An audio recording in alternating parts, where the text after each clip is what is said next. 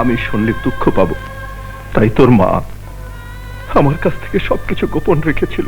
মারে, তোর মায়ের সাথে অন্যায় করেছিলাম বলে আজ আমার এই শাস্তি হয়েছে। না বাবা, এই শাস্তি আমার প্রাপ্য ছিল না। তাই আমাকে মিথ্যে খুনের শাস্তি ভোগ করতে দে মা, ভোগ করতে দে। কেঁদো না বাবা, কেঁদো না, কেঁদো না। তুমি জানো না তোমার মেয়ে রুমা এখন একজন অ্যাডভোকেট। তুই অ্যাডভোকেট? হ্যাঁ বাবা, আমি অ্যাডভোকেট।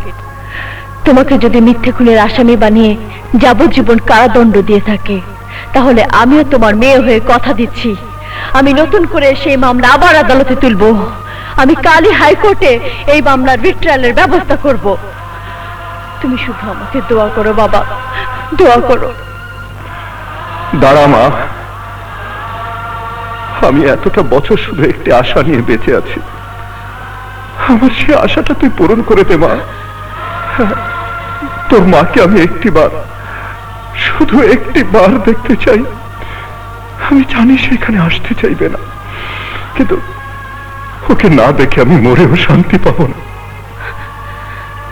বাবা, তোমাদের দুজনের শান্তির জন্য আমি জীবনও দিতে পারি।